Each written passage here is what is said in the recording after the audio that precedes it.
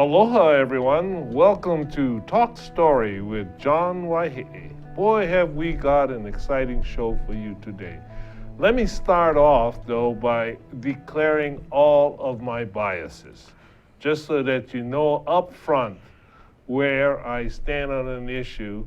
I will pretend to be as objective as possible, but here are my biases. First of all, I am a Democrat, lifelong, as probably many of you know. I'm also a supporter of Secretary Hilary Clinton and, of course, of Senator Brian Schatz from Hawaii. So here I am. I'm naked before you all. Now, we move on with our show, and I've got an exciting guest for you. His name is Mr. Andy Weiner, and he is he's the former chairman for the Obama campaign in Hawaii, among other things. And he now works for Senator Schatz. And I'm assuming that he participated in this past Saturday's Democratic caucuses. So that's our beginning point, okay? So, Andy, welcome to the show. Thanks, Governor. Good to be here. And tell us a little bit about yourself. You know, what are you doing now, and so forth, and did you show up to vote on Saturday, you know? So a little bit about my background. I've been in Hawaii for over 30 years. I moved here, practiced law for many, many years.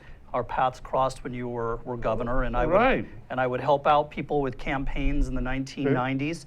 And in around 1998 or 2000, the Democratic Party started to ask me to get more involved with campaigns, and I started running the Democratic Party coordinated campaigns, which were the overall party campaigns for the state legislature, Senate, and all of those things. Right. It wasn't too long after that you actually, I would say, managed the campaign, the re-election campaign for Senator Akaka. Correct. In 2006, I was Senator Akaka's campaign manager. And then right after that, I became the state director for the Obama campaign in 2007 and 2008. And then after the election was over, the Obama folks asked me to go up to Washington to serve in the administration. So I moved up there in 2009, spent 3 years at NOAA as a member of the administrator's senior advisor corps.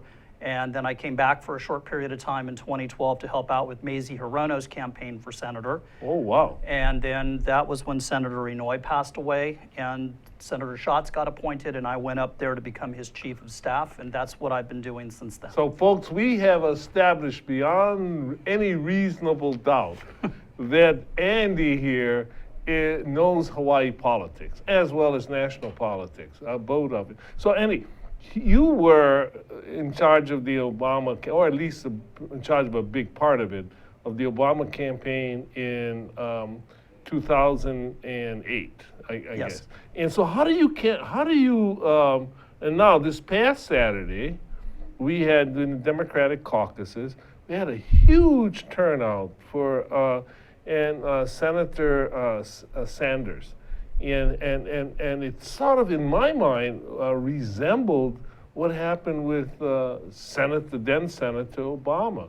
As a participant in both, can you tell us what some of the comparisons might be? Yeah, I mean, I do think that there were a number of similarities between the two caucuses. I think the thing that people need to understand is that what we went through on Saturday was a caucus and not an actual primary. And so you had to show up at one of those locations, you had to be there at 1 o'clock, and you had to vote then. There was no absentee voting, there was no mail-in voting.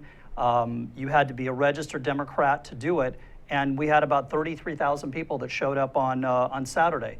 And the process is one that favors enthusiasm. It is because it's difficult to get people to show up at one of these things and spend an hour and a half or two in line and voting and doing those sorts of things.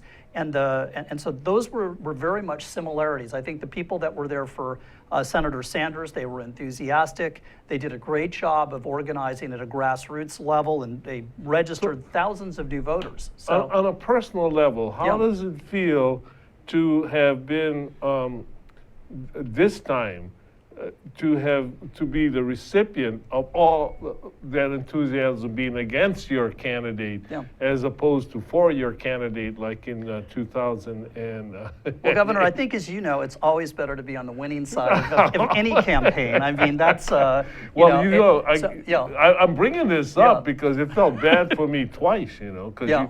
I was with Hillary in 2008, and you guys just swamped us. In fact, Yeah. I think it was that election. It was something like 37,000 votes for Obama compared to Hillary's, and it was. It was 76 to 24, and I think that people remember we ran out of ballots that night. It was as chaotic as Saturday was this past weekend. It was even 2008 was even more chaotic. I mean, you had people standing on tables with pieces of paper and throwing them out there, and that was how. And you remember that? I mean, it was a crazy election. And there were some similarities. I mean, you could feel it. I mean, in the end, I'm obviously disappointed. I am a supporter of Secretary Clinton. I've had a chance to work with her when I was in the Obama administration, and I'm familiar with her and have become, quite a fan of hers. I think that there were two things, though, I would take out of it. The first is, I think it's great that we had this many people show up. I do, too. I mean, I think it helps to reinvigorate the party. I hope a lot of these folks continue to be involved, and it's great to have more members. It's really the one chance every 4 years that the party has to recruit members. And we have a whole slew of new members, and now it's our job, whether you're a Sanders supporter or a Clinton supporter, to keep them engaged. But I would say the second thing, the reason that I walk away maybe feeling maybe not completely dispirited, is that I look at the rest of the primary season, and although the Sanders folks may disagree, I think in the end that Secretary Clinton is going to be the nominee, and it's pretty obvious to me that that's going to be the result that will happen over the next couple of months. Well, we're going to get to that and why you feel like that, but I don't want to leave the subject of this past Saturday, just the enthusiasm and so forth. And I know that in the case of the Obama election in 2008, a lot of the people who showed up that night stayed with the party and actually really, rejuvenated it. And hopefully that'll happen. I hope so. I mean, I think that, I've heard varying reports as to what happened in those district meetings. Back in 2008, one of the things that we did when we reached out to voters was to encourage them not only to do the presidential preference vote. In other words, just instead of just voting for Obama, we asked them to stay. Because what was happening on Saturday was not just a presidential vote, but it was also a chance to elect the leadership of the party as well as delegates to the state convention. Right. And that's where a lot of the important business of the party and where we're going to be focused on as a party in this state actually takes place. So back in 2008, when we were pushing people to show up, we told them we want them to stay on. We wanted them to become precinct level presidents and vice presidents. We wanted them to go to the convention. We wanted to get them on the state central committee. And I think that we did a very, very good job of doing that. In the end, Senator Schatz became the party chair. And in a sense, the Obama folks came in and I think merged well with the Clinton people. It wasn't like they were completely pushed out, but the Obama movement in Hawaii left its mark on the Democratic Party. I'm not clear at this point, having seen the limited part that I saw, how many of the Sanders people actually stuck around to do that. I think some did, but my concern was watching dozens of them stand up after they cast their ballot and then they left.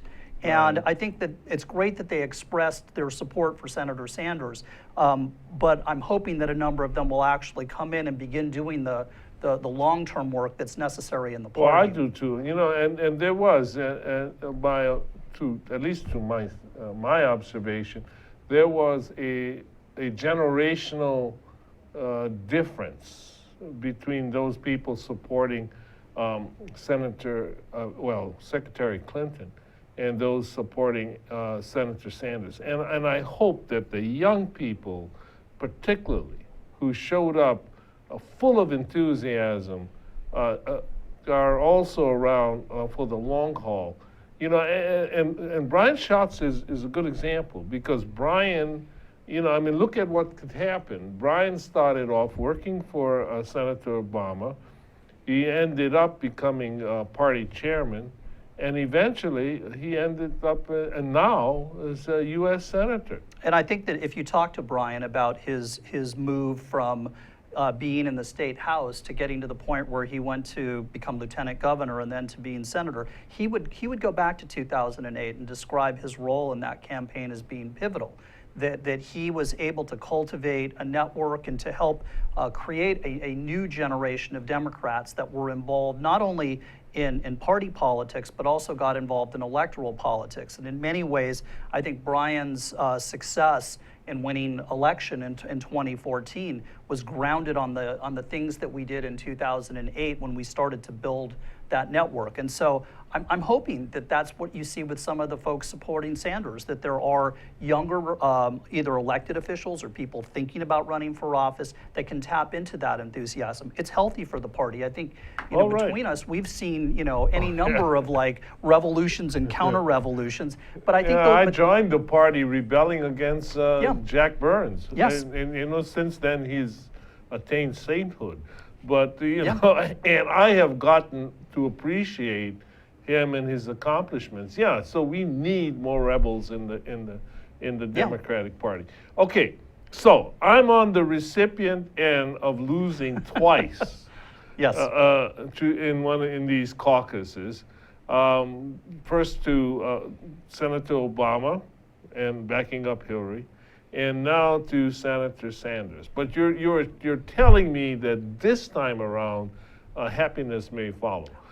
I think that happiness will follow, and I think you'll get some strong disagreements from Senator Sanders supporters. I've had some very spirited conversations with them when I talk about what I'm about ready to talk to you about. But the interesting part, and maybe one of the links between the Obama campaign and the Clinton campaign, is that in 2008, one of the things that the Obama campaign did incredibly well was that they understood the rules of the game better than the Clinton campaign. They understood that this was a contest about delegates. They understood the math in terms of like the percentages that you needed to gain more delegates. And by February of 2008, the Obama campaign could credibly make the argument that the campaign was essentially done. It was a mathematical impossibility for the Clinton campaign to keep up in 2008. Interestingly enough, the guy that was sort of the mastermind behind all of that for the Obama campaign is a guy named Jeff Berman, who's a lawyer in Washington. All right. And Berman is one of these guys who's an expert in the arcane art of delegate selection around the country. He can tell you the delegate rules for every single party in the country, and he can tell you the percentages and how they work. And so, for example, this weekend in Hawaii, the way that our delegates got awarded, some of it was based on the results of the congressional districts, some of it was based on the statewide percentages. And based on those percentages, they decided how much they wanted to spend on this race. Berman is now advising the Clinton campaign. Okay. And so when I've been communicating with the Clinton campaign, the guy that I talk to has been Berman. And I think that what Berman has done is developed a strategy that the Clinton campaign, through its manager, Robbie Mook, has adopted. And so this is a race for delegates. And we won't even talk about super delegates for a second. We can do that later if you'd like. But if you look at actual delegates that have been awarded so far, Hillary is up by 260 or 70 delegates, which is a lead that Obama never had. Wow.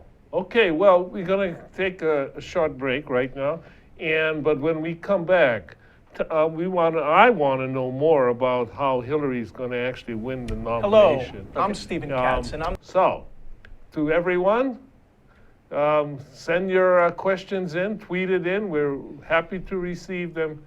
And we will be back with Andy Weiner, and he's going to tell us why Hillary Clinton's going to win the Democratic nomination. And maybe at some point we'll talk about what's going to happen for the Republicans, maybe. Okay. Aloha, my name is Justina Spiritu, and I'm the co-host of Hawaii Farmers Series. This is my co-host, Matthew Johnson, and you can catch us every Thursday at 4 p.m. at thinktechhawaii.com. What do we talk about, Matt? So on Hawaii Farmers Series, we're going to be bringing on the farmers and also supporter of farmers, including restaurants, caterers, as well as government supporters and nonprofits to hear their background stories and understanding our local ag community just a little bit better. Yeah, essentially, there's a lot more that goes into farming and the local food community beyond just producing the food. And we want to feature and get the background story on all these folks and see how we all work together as a community. So join us every Thursday. Aloha. Welcome back, everyone. And if you're just joining us, this is Talk Story with John Waihe'i. And today we have with us Andy Weiner, who was a very active leader in the Obama campaign of 2008. And we were just chatting and making some comparisons with what's happened this past Saturday with Senator Sanders, which is, exactly 8 years basically from when we discussed it. Now, getting back to this interesting subject. So you think that it's mathematically pretty much over as far Yes. as the Democratic nomination is concerned? It is not impossible for Senator Sanders to win, but it would be, I describe it as catching lightning in a bottle. Because Okay. because right now Secretary Clinton has about a 260, 270 delegate lead. The Democrats award delegates on a proportional basis. And Senator Sanders just had a fabulous weekend. He won Washington, Alaska, and Hawaii. Last week, he won Idaho and Utah. Secretary Clinton won Arizona. And what the race has basically told us so far is that Senator Sanders does well in caucus states that Right. rely upon organizing. It's a smaller number of people. And he's also done well in states that have fewer minority voters. And let's put Hawaii's unique situation aside for a second. But states that have fewer African Americans and Hispanic voters, he has not done as well. And so there are, going forward, there are only two more caucuses, and it's North Dakota and one other small state, and that is it. And Really? then the rest of them are going to be primaries, and they are primaries in states where there are larger minority populations. So we go to Wisconsin next, which will be, I think, a close fought battle. Right. But unless Senator Sanders wins by 25 or 30%, he's not going to really make a dent. So they're going to basically split the delegation. They'll split the delegate. Okay. Then you move on to New York, Maryland, Well, Pennsylvania. tell me about New York. I mean, Senator Sanders wins New York. Does that change this outlook in any way? Again, it could change it depending upon how much he wins. The margin of the win. Because he not only has to beat Hillary in the state that she represented as a senator, she's got to beat him in a primary that is something that the Clintons know how to run, and he would need to win by 20 or 25% to begin to cut into the margin. So it's now up to Senator Sanders to start to win, not only by a little bit, but he's got to win by 15, 20, 25% to get it to the point that when you get to California, which is the last major primary, that he's within hailing distance. And if he's not, then it will be over. So all the Democratic contests from here on out are going to be proportionally? All of them across the board from the beginning are. We don't have winner take all in the Democratic Party. Okay, which is different for the Republicans. The Republicans, after a certain point in their calendar in early March, they had states that were winner take all, like Ohio and Florida, and that dictates a different kind of strategy. So all that you have to do in a Democratic primary is you have to hit a minimum qualifying number, which is 15%. Right. And if you hit that number, then you get a proportional number of the delegates.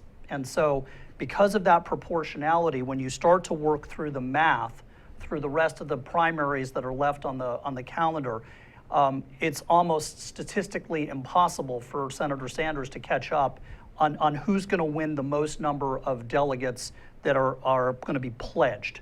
Again, not talking about the super delegates. Actually, Hillary, Secretary Clinton, didn't do that badly in Hawaii. I mean, she did get 30% of the vote. And so the real important number that comes out of that is how were the delegates split? And it was And how was it? 17-8 for Senator Sanders, so it's +9 is how you do that math. Okay, all right. And if you looked, for example, last week, you had a night when it was Arizona, Utah, and Idaho.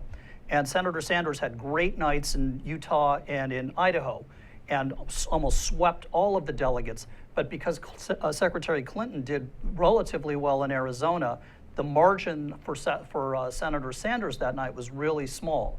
So the key to who gets the nomination is it's all about the delegate count, because that's how it's going to be determined. You know what's interesting is, and it seems, although the Democratic race is hard fought, that it hasn't shown the type of bitterness that exists on the other side of the campaign. I mean, one thing that, you know, Senator Sanders may be a little grouchy guy, but he seems to be a real gentleman, and I think that sort of helped, and all of this may actually energize the Democratic Party. I mean, I actually believe in the end. I mean, you were in Denver, weren't you, in 2008? Oh yes. And oh, yes. and you remember that night when we were doing the nominations. Oh, how well. And do you remember when Senator Clinton came in and basically said, "I'm throwing my support behind Barack Obama," and it was as if you could almost feel the barriers between the two campaigns, and that was a very bitter campaign. Right. I mean, they really got into it. I think much more so than this. Oh, much more so. This has been in my opinion, much more, gentlemanly. I hate to use the chauvinist Yeah, I term, think it but has been a little more gentle, and I mean, it's not to say that both sides haven't gone after each other, but there was some real healing that was necessary in 2008. And when Senator Clinton stood up and did that in Denver, you could almost feel like the barrier dissolve. Oh, it was like lightning. You know, I remember because I remember her walking down the walkway to go up on the stage, and then I had a chance to say hello to her and, hand her a lei and say, people from Hawaii still love you, and all of this. And she went up there, and it was magic. It was magic. It was She spoke, and magic. then President Clinton spoke, and then Right. by the time we got to the last night, you could feel the party leaving And Denver. then when President Obama spoke in the stadium, I mean, he had a tremendously unifying speech. So you don't see an open convention for Democrats. Not you for don't Democrats. see this walk being carried to the convention. No, and I think that, again, I have my own perspective on who I think is going to win the nomination. I believe that if that does happen, if it is Secretary Clinton, I have worked enough with Senator Sanders and his people in the Senate to tell you, I think that Bernie will stand up, and I think he will endorse Hillary. He'll do it in a full-throated way because he knows what we're dealing with on the other side. And And what are we dealing with on the other side? well, what we're Let's get there. And okay, well, let's talk about chaos then. I have actually stopped trying to predict what those folks are up to. If you had asked me to bet on them a year ago, I would have had this completely wrong. I thought this would have been Jeb Bush or did too. Walker I or did too. one of those. And frankly, I got to governors. tell you Yeah. something. I've actually, when he was a governor, I heard Jeb Bush give a speech, and I was blown away by it. Yeah. It was, he actually laid out a philosophy that he entitled compassionate conservatism. And here he was talking about all the great social issues of the day using a conservative formula, but actually dealing with it, as opposed to the way to solve a problem is to slice something off and keep this good, and all of that.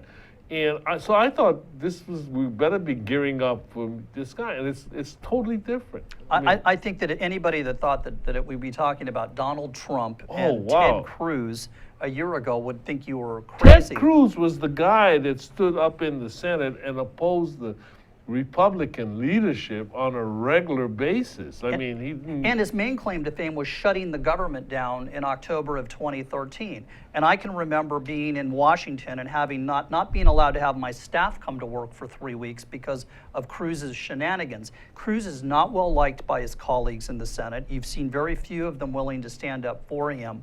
But now it's a Hobson's choice. It's, you know, as Yeah. Senator Graham has said, it's like, do you want to be shot by a gun or poisoned? And so who do you want? Do you want Trump or do you want Cruz?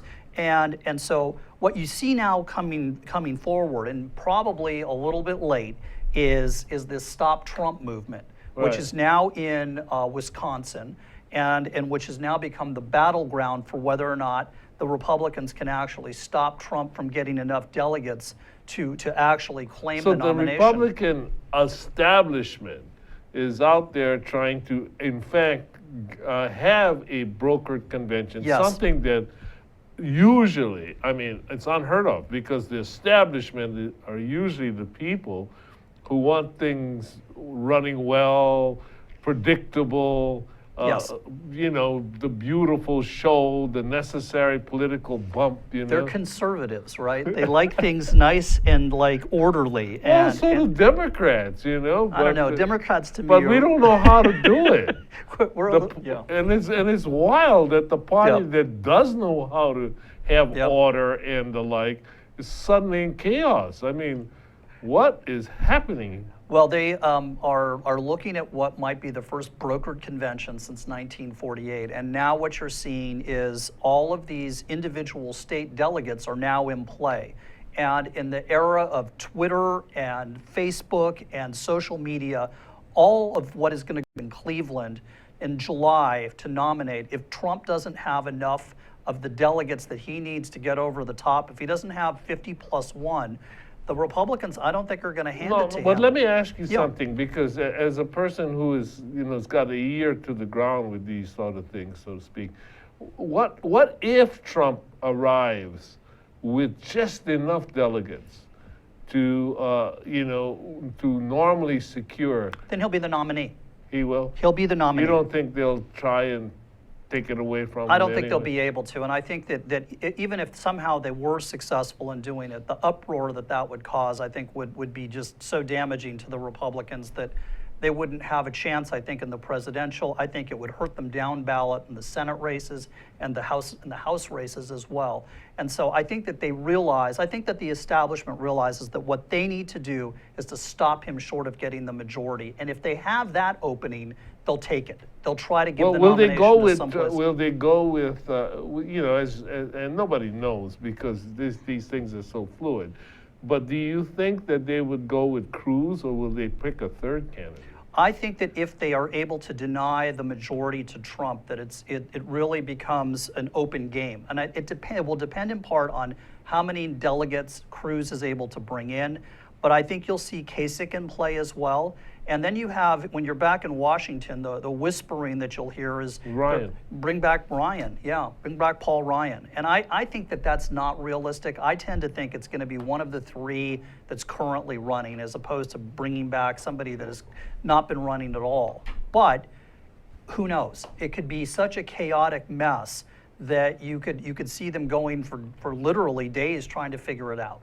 Well, you know, we're going to take another break, but I want you to just think about this.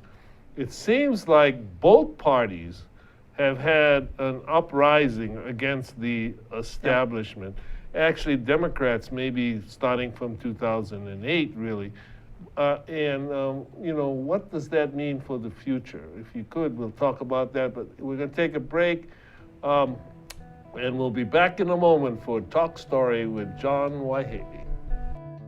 Aloha, this is Maria Mera, and I'm here to invite you to my bilingual show, Viva Hawaii on Think Tech Hawaii, every other Monday at 3 p.m. We're here to inform, motivate, and entertain you. Join us. Hola, soy María Mera y estoy aquí para invitaros a mi show bilingüe Viva Hawaii en Think Tech Hawaii cada 2 lunes a las 3 de la tarde. Estamos aquí para informaros, motivaros y entreteneros. Apuntaros. Aloha, this is Reg Baker and I am the host of Business in Hawaii.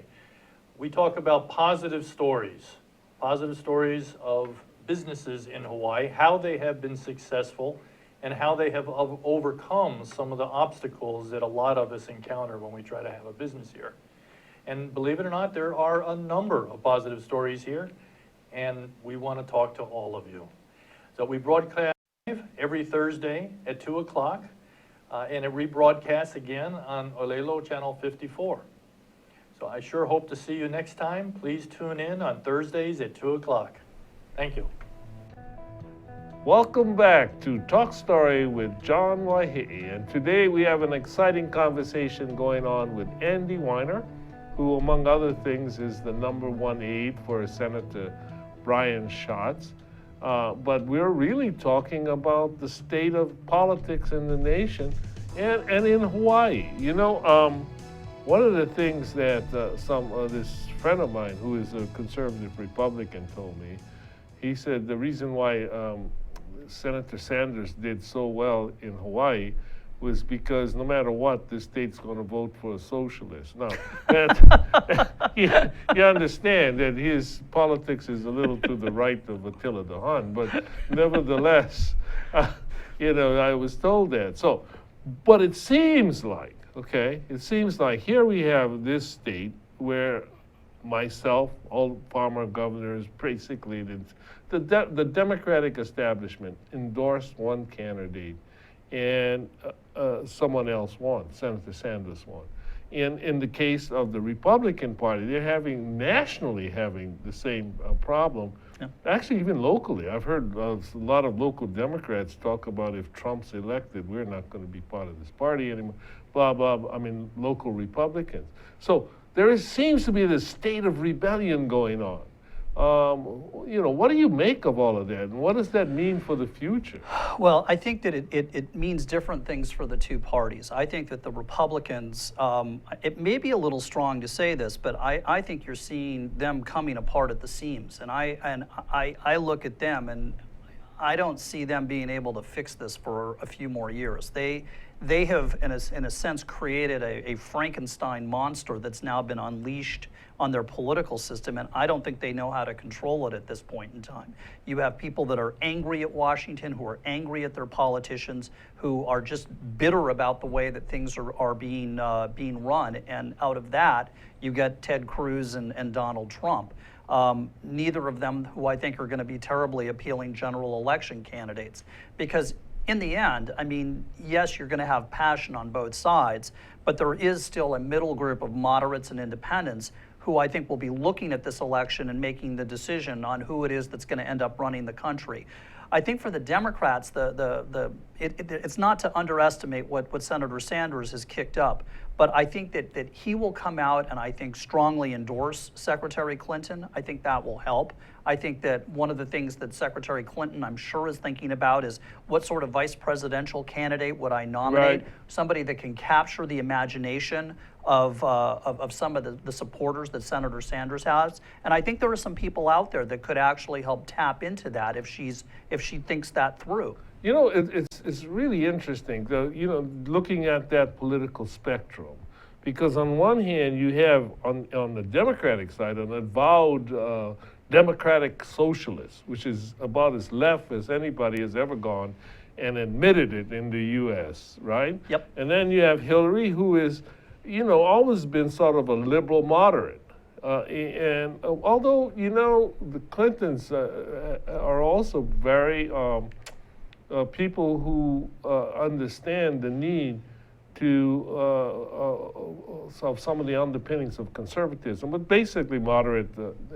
And then you have Cruz, which, or actually Kasich on the Republican side, which I consider to be somebody closer to the old line Rockefeller type conservative, right? Economic conservative. Then you got Cruz, who is essentially a social conservative, anti-everything, and you know, blah, blah. And then you got Donald Trump, and nobody knows what his where he fits on the political spectrum, except that he's an angry guy, right? I mean, is it really just the Republican Party that's falling apart, or is it American politics in general that is changing? You know, for a long time, beginning with the Eisenhower years, we always seem to have the great middle.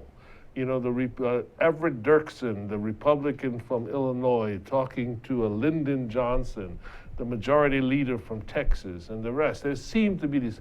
But now we have this factionalized, will that go on? and how does that breed for the country? I mean, I think that you know, some of that will resolve itself to some degree in the immediate term with the election this year. I think in the longer term, though, there's a lot more work that needs to be done. I think where I work in the Senate, you see at least some places where there is work going on between Republicans and Democrats, where you have people that are there because they're patriots, whether they're a Republican or a Democrat, they're there to do what's best for the country. And I think that sort of politics does still exist, but what gets the attention on cable television and on social media is some of this more divisive sort of political rhetoric. And so in the long run, I think what the question is can you channel some of the rhetoric that's out there in a more productive way so that you have leadership that is more responsive to what's happening at the grassroots, but understands at the end, we've created a democracy and a process by which it's almost impossible to get through some of the things that either of these more extreme candidates are talking about on the Republican side. It's not, they can't get those policies through. Yeah, that's true. One of the good things, though, fallouts as a Democrat is that Senator Sanders has, with his positioning as the Democratic Socialist, has made it okay for us to say liberal again. I think so, or progressive. And if you look progressive, at and I mean, and look, I think Senator Sanders came in with an avowed purpose of making the Democratic Party a more progressive, left-leaning party, and to move Hillary to the left. And I think he's succeeded. I think he's succeeded. He has succeeded. And so when you look at what our platform is going to be coming out in August, I think that Hillary would be foolish not to be looking at things like $15 minimum wage, campaign finance reform, health care reform that you know, maybe especially in this era of Citizen United. Exactly. You know? And I think that you know, some of the things that you may see Hillary do as she moves into that convention, as she's trying to like tap into that, I think you will see her start to like embrace more of those kinds of policies. And I think with that, it's not going to satisfy everybody that's supporting Senator Sanders. There will be some amount of disappointment. But those supporters of Senator Sanders are then going to have to compare, well, what are the choices that are out there? And are they going to stay home and allow somebody like Ted Cruz or Donald Trump to become president? Or are they going to take somebody who's putting forth a platform that has a lot of what Senator Sanders is going to be advocating for, and imagine him actively going out and campaigning for that ticket? I think that we are, at least as a party, in a better place to be able to take advantage of what's going on with the Republicans. And my hope, Governor, is that it's not only at the presidential level, but then we can also take back the Senate, and we can start to whittle into what happened in the Congress. There seems to be a lot of potential spilloff. And it seems that there are a lot of candidates that are running away from the national nominees. And so how that all plays out is going to be fascinating. Well, and I think that for the Senate in particular, where we have the benefit of a map that favors us, the states that we're going to be contesting this year to take back the Senate are going to be Pennsylvania, Illinois, Wisconsin, New Hampshire, North Carolina. These are states that are... How are we doing in Nevada? Nevada, we should be doing fine. We've got Catherine Cortez Masto, who was She's a fantastic candidate. Is terrific. But you know, Nevada is Nevada, which is... In a presidential year, though, Nevada typically will lean Democratic. You've got Harry Reid's campaign apparatus behind Catherine. I think she's a great candidate. And then the Republicans are going to have a brawl in their primary. They've got Joe Heck, who's a more moderate representative in the House, and a woman named Sharon Engel. She was the one that ran against Harry Reid a few years ago. She's the former mayor. She's a little nuts. Yes. I'm sorry. I shouldn't do it. Do I say that? Oh, it's my show. I can say that. Yes, you can do what you want. I can say that. But they're having that primary, and Nevada is a place that I think that that we feel pretty good this year that we'll be able to hold. Well, there are over 100,000 people from Hawaii in Nevada. That's why I asked the question. You know, I mean, it may be that the Hawaii vote may actually make that election decide who the winner will be. They are still they are a pretty potent force, and I think that anybody that is not aware of the Hawaii presence or the other presence, the Filipinos. Oh yes, the Filipinos have got a huge presence, especially in the service industry in Clark County. And so that's a place where, I look at Nevada and I think we're going to be in good shape. So there's an opportunity this year for Democrats if we, I think, are able to unite and position ourselves. This is the world. Yes. This is the future that we've just talked about, and you represent a young, up-and-coming senator. I do. So how's he fitting in this? I'm going to take a few minutes off and Sure. let's talk about Brian for a while. I mean, first of all, he seems to be enjoying the job. Brian has taken to the Senate like a duck to water. I think he got to the Senate, and I think his colleagues have come to respect him immensely in a very, very short period of time.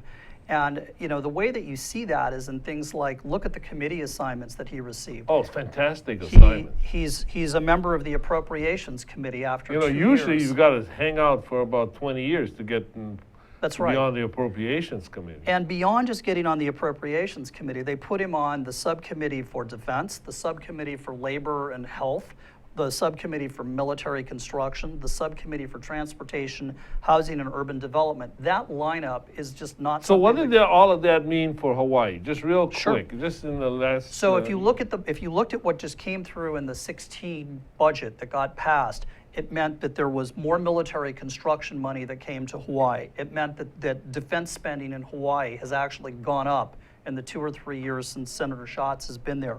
It meant that we were able to access funds to help with homelessness and issues relating to Native Hawaiian housing and health Right. and education, things that are meaningful to Hawaii. And having somebody in the middle of that process is critical. So that's the appropriations piece.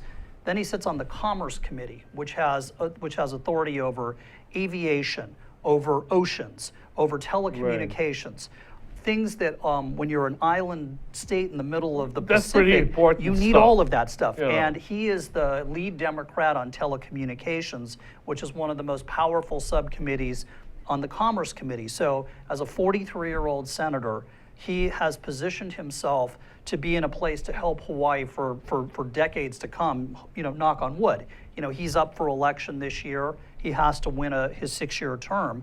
But when you look at what he's been able to do in terms of... And obviously he can work with Hillary. He can work with Hillary. Even if he was a former Obama guy, he can definitely work with Hillary, and he's doing this stuff. He's developed a very good relationship with Hillary and with the Clinton folks.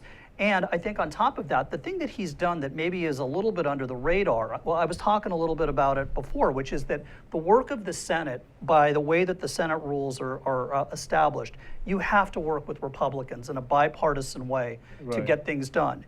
And the fact that he is a progressive liberal and he's unabashed about that is not necessarily, doesn't mean that you can't find common ground with Republicans. And I think that some of the proudest things that we've done in the last couple of years is we've introduced legislation on telehealth with Senators Cochran and Wicker from Mississippi and Senator Thune from South Dakota, rock-ribbed conservatives. We've been able to do that on issues relating to energy. We've been able to do it on issues relating to transportation. And those are the sorts of things that in the long run, if you're going to make the Senate work, you've got to find a way to find that common ground. And Brian is just so skilled at doing that it Well, really it's is. obvious that he's got somebody who believes in him, and it shows, and maybe for good reason. Yeah. And for people like myself who are looking out in the future, out of the current chaos that we're calling national politics,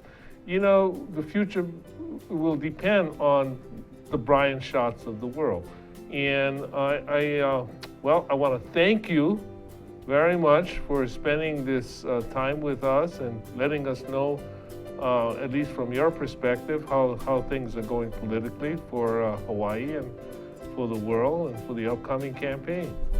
So here we are coming to the end of our program. All of you, if you voted at the Democratic caucuses this past Saturday or at the Republican caucuses previously, I hope that you continue to be a part of your party and be a voice in the future of our country and our state.